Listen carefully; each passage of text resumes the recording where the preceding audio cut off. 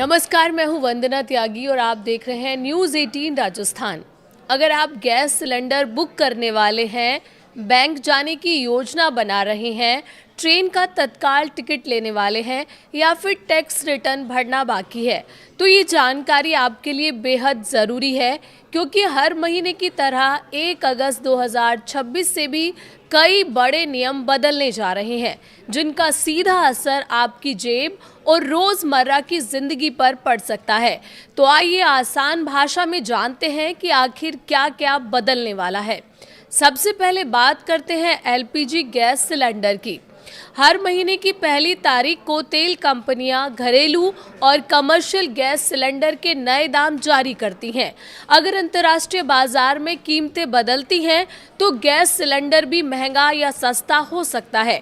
इसलिए 1 अगस्त को नई कीमतों पर सभी की नज़र रहेगी। अब बात करते हैं रेलवे के तत्काल टिकट की। अगर आप रेलवे रिजर्वेशन काउंटर से तत्काल टिकट लेते हैं तो अब व्यवस्था पहले से अलग होगी।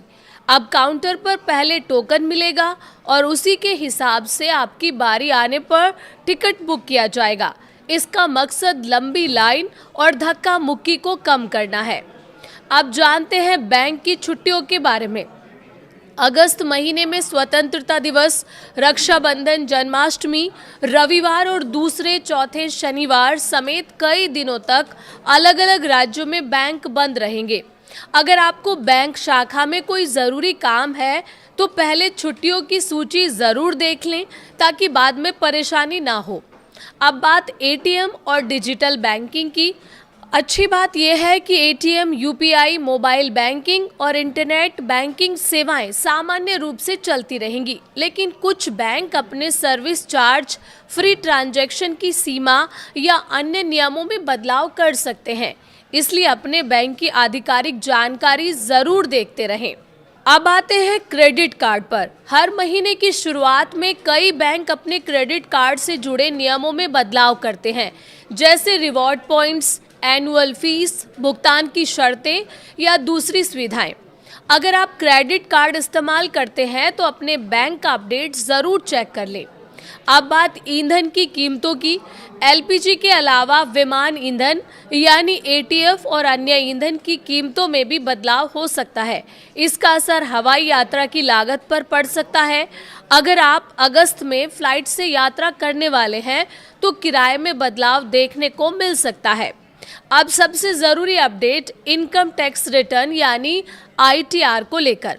अगर आप ऐसे करदाता हैं जिन्हें आईटीआर 3 या आईटीआर 4 भरना है और जिनके खाते का ऑडिट ज़रूरी नहीं है, तो आपके लिए आखिरी तारीख 31 अगस्त 2026 है। अगर तय समय तक रिटर्न दाखिल नहीं किया तो आयकर कानून के तहत 5,000 रुपये तक की लेट फीस देनी पड़ सकती है। इसीलिए आखिरी तारीख का इंतज़ार ना करें। और आखिर में बात होम लोन और ईएमआई की।